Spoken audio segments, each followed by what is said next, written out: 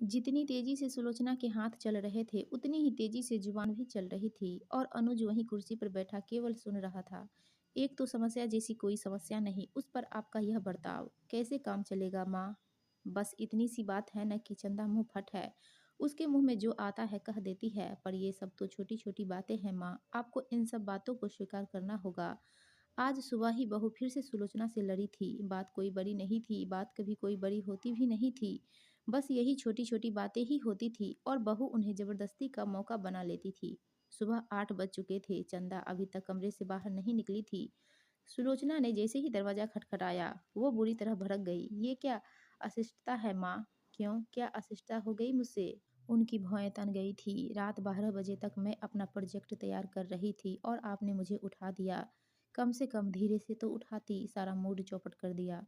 मुझसे ये चौचले नहीं होते, सुलोचना ने चिढ़कर कहा।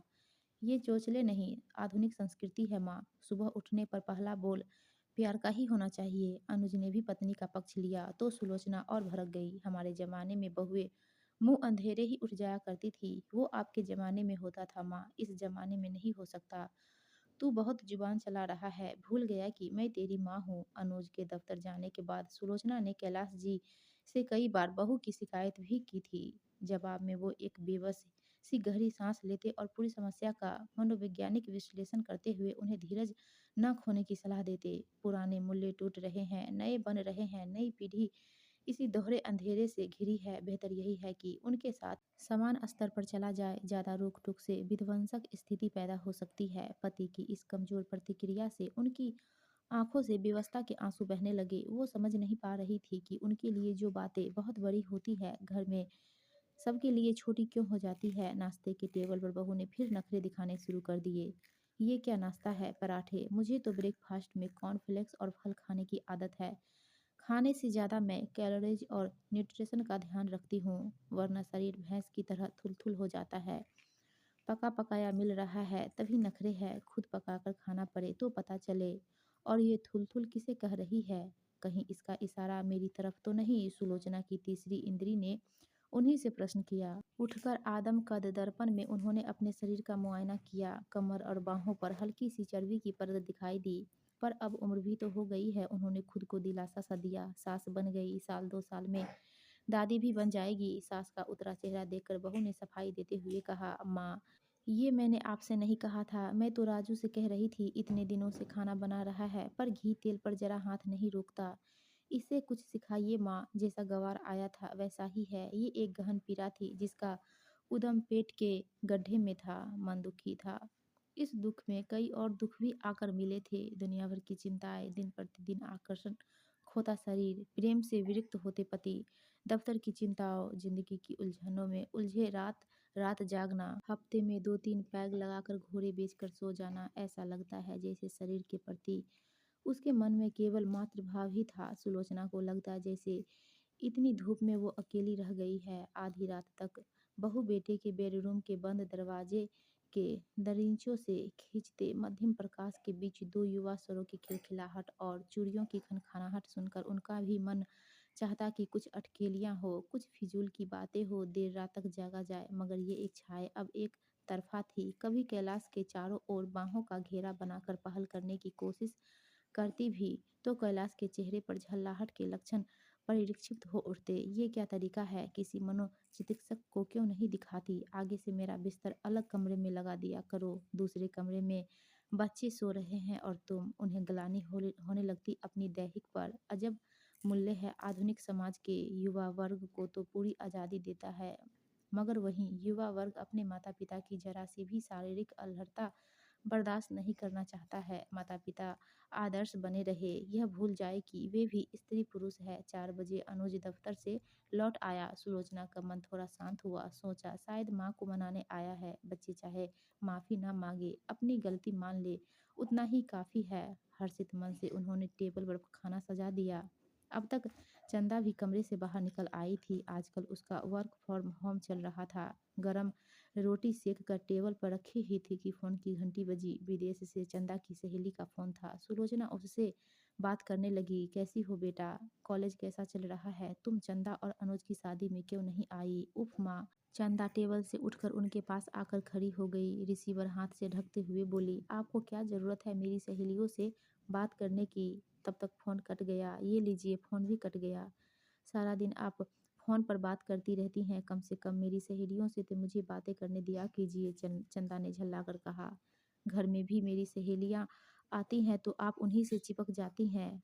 तो उसमें क्या हुआ? तुम्हारी सहेलियाँ मुझे अच्छी लगती हैं, इसलिए उनसे बात कर लेती हूँ। मैं आपको अच्छी नहीं लगती। सारा दिन बदतमीज़ी दिखाओगी तो किसे अच्छी लगोगी? आपने मेरी सहेली को उलाहना दिया, इसलिए मैंने ज़रा-सा कह दिया। अब बात करने का तरीका मुझे तुमसे सीखना पड़ेगा। बहू पैर पटकती हुई बिना कुछ खाए पिए अपने कमरे में लौट गई। सुलोचना के हलक से भी एक निवाला नहीं उतरा। दोनों दुखी थी, पर अपने दुख को बांट नहीं सकती थी। एक दीवार थी जो दोनों ने अपने अपने अभिमान से चुन दी थी। अतीत की यादों का सिलसिला सुलोचना को शिद्दत से हिला गया। उसके ज़माने में बहुओं का ऊंची आवाज़ में बात करना बेहयाई माना जाता था। ना शब्द तो बहुओं के कोष में ही नहीं था। यही उपेक्षा की जाती थी कि वे सब कुछ स्वीकार कर लेगी। खुद उन्होंने भी यही किया था। जॉब के तनाव के साथ गृहस्थी के सारे कामों का बोझ कंधों पर टिकाया तो ऐसा लगता जैसे किसी दौड़ प्रतियोगिता में निर्धारित ट्रैक पर बस भागती चली जा रही है। सास ससुर साथ रहते थे, पर क्या मजाल जो कभी किसी काम में उन्होंने हाथ बटाया हो। कैलाश से कभी कुछ कहने की कोशिश करती भी तो उनका अपने माता पिता के प्रति झुकाव सुलोचना की सारी बातों को सिरे से खारिज कर देता। सर्दियों की धूप में चाय की चुस्कियां लेते हुए कैलाश के साथ ठिठोली करने का सपना, टीवी पर कोई कार्यक्रम देखते हुए खिलखिलाने का सपना और ऐसे ही हजारों सपने उनके मन में ही दफन होकर रह गए। और अब जब जिंदगी को जीने का समय आया तो बहू की कड़वी कसेली बातें सुने क्यों। एक बार फिर बिना किसी लाग लपेट के उन्होंने अपने मन की बात कैलाश जी के सामने प्रस्तुत कर दी। आप चंदा को समझाते क्यों नहीं? उसकी बदतमीजी बढ़ती चली जा रही है। पत्नी के दुख को समझते हुए कैलाश जी ने चंदा से कहा, बेटी तुम पढ़ी लिखी हो, इतना तो समझती होगी कि अपने से बड़ों का सम्मान करना चाहिए। अगर तुम अपनी सास का आदर नहीं कर सकती तो किसका करोगी? बहू रुआसी हो गई। पापा मैं तो कभी किसी से किसी का शिकायत नहीं करती, लेकिन माँ रो रो कर कभी मेरी शिकायत अनुज से करती हैं तो कभी आपसे। रो पड़ती है तो ऐसा लगता है जैसे सच बोल रही है और मुझे आप सब झूठ समझ लेते हैं। देखो बेटी, हर इंसान को अपनी वाणी और बुद्धि पर संयम रखना चाहिए। ये तो मैं भी देख रहा हूँ कि तुम अपनी मम्मी को कुछ नहीं समझती। तुमने विदेशी संस्कृति अपना रखी है। वहाँ बच्चे अपने माता पिता और गुरु का नाम लेते हैं, लेकिन हमारी संस्कृति में इन्हें पूज्य माना जाता है। पर मैंने तो माँ का अनादर कभी नहीं किया। बस जो मन में होता है वो जुबान पर आ जाता है।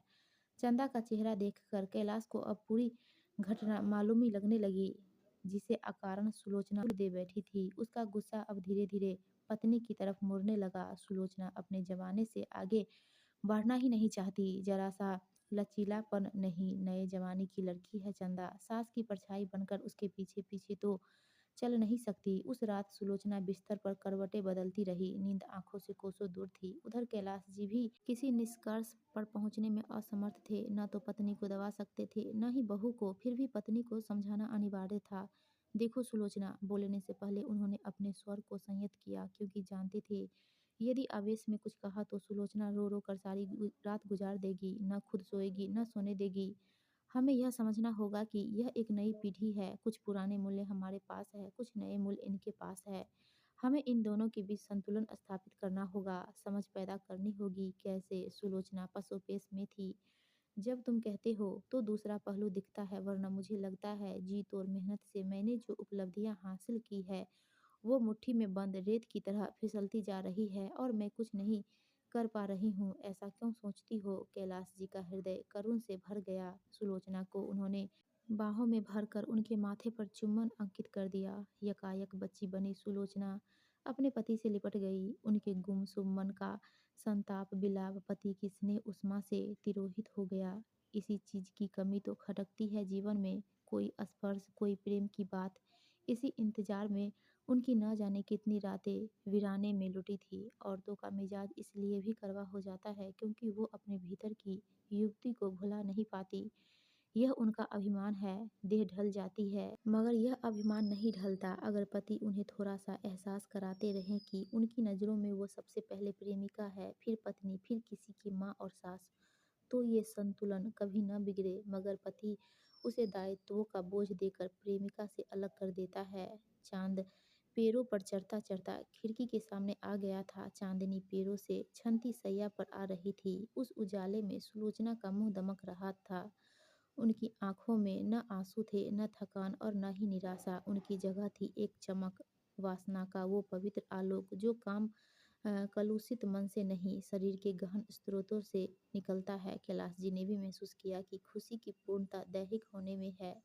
मन इसका साक्षी न बने, लजाकर छिप जाए, अन्यथा मन इसे देखकर काम कलुषित हो जाता है। आकाश पर दूर छितराते बादलों को देख अब सुलोचना के मन में उठते विचार बदल गए थे। अगली सुबह चारों एक साथ मानो किसी अज्ञात प्रेरणा के अधीन नाश्ता करने बैठे। चंदा ने पूछा, माँ, आज आपने कोई फेयरनेस क्रीम लगाई है या फेशियल करवाया है? सुलोचना का चेहरा सुर्ख हो गया था। फेयरनेस क्रीम लगाई है, तभी तो चेहरा इतना चमक रहा है। चंदा हंसने लगी, साथ में अनुज भी हंसने लगा। कैलाश जी ने अपनी मुस्कुराहट समेटकर सुलोचना की आंखों में झांका, जैसे पूछ रहे हो, क्या हम लोग अपने से बड़ों से ऐसे प्रश्न पूछ सकते थे? जवाब में सुलोचना भी मुस्कुरा दी। उनके विचार सहसा सकारात्मक होने लगे। जो कुछ उन्होंने खोया है, अगर वो त्रासद है, तो जो कुछ पाया है वो भी कम सुखद नहीं। गलती सिर्फ इतनी है कि वो पुराने और नए मूल्यों के बीच संतुलन नहीं बना पाई। दोस्तों, आपको ये कहानी अच्छी लगी हो तो प्लीज़ हमारे वीडियो को लाइक कीजिए और चैनल को सब्सक्राइब